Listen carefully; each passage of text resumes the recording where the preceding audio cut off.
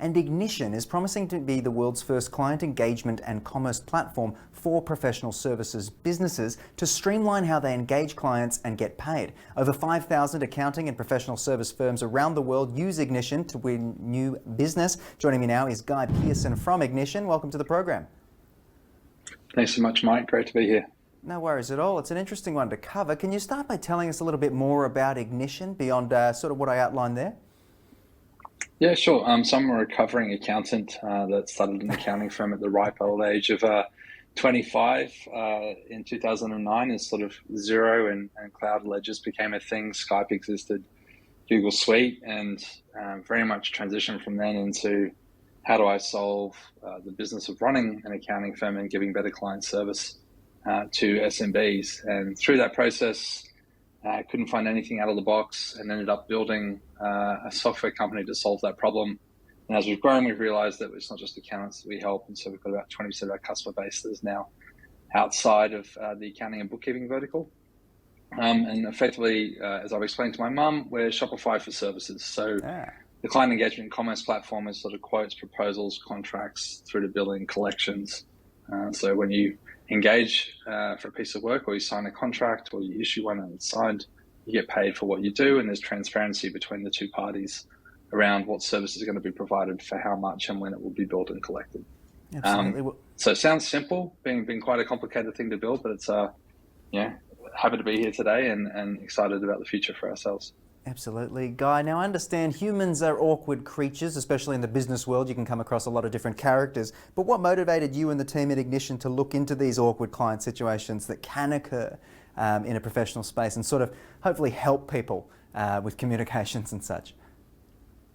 Sure thing. I mean, I'm a recovering accountant, as we said at the top, and I think a big part was just how people would get themselves into messes that would equal a financial a negative financial result. And that was kind of where it started.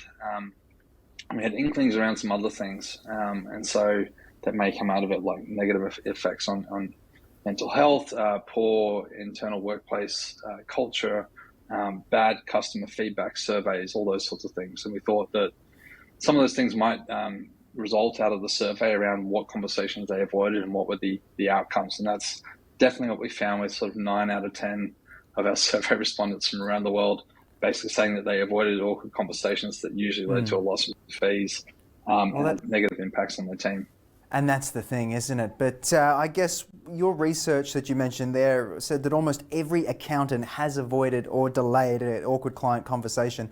Why do you think this is? They can't all be, socially anxious people, surely not. No, I think like most of the time you choose to become an accountant because you want to help another person achieve their goals. And so having a conversation which may be confrontational as such, maybe bad news, maybe specifically that you're going to tell them that you want to charge them more money to do the same job because there were parameters you weren't aware of at the beginning. People just find that incredibly awkward, so they just tend to steer clear of it. And, obviously part of what our platform is here to do is help solve those problems and help avoid some of the financial losses. But I think as we found out through the survey results, it was just a whole lot more impactful kind of across the business and the culture of the accounting firm and the impacts on the clients as well. Yeah, absolutely. So I guess what impact does avoiding or delaying these discussions have on the business, I suppose, and I guess the client as well? It tends to ruin the relationship.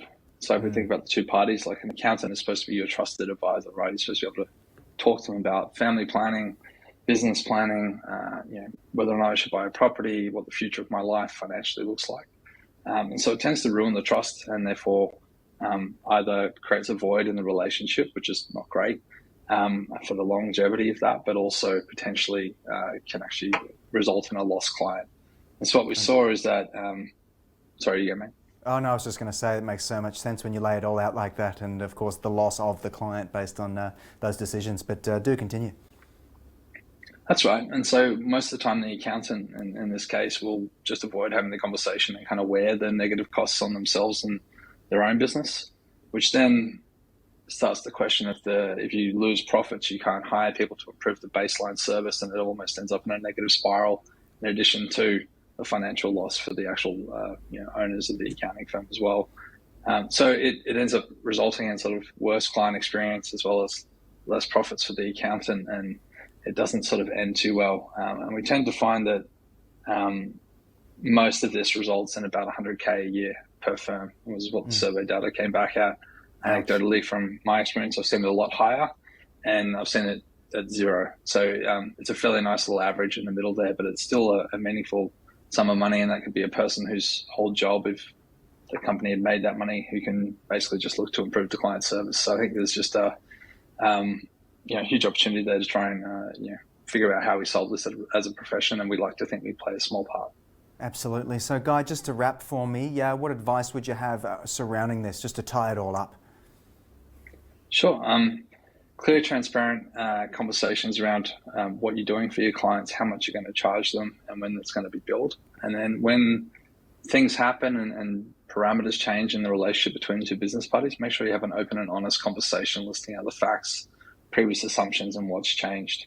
And typically by stating those things, because that's where most of the conflict happens, around that business relationship or around perhaps a change in the tax circumstances or just the outcomes, that you're able to front load that and step into it, as opposed to sort of shying away from it. And what you'll find is typically people are reasonable. They'll appreciate the honesty, openness, and transparency, and usually will reach a much better outcome without any stress onto your team, yourself, or the client themselves. So well said. Open and honest communication.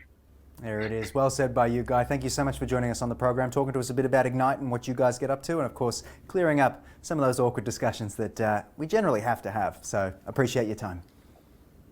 No problems. Thanks, Mike.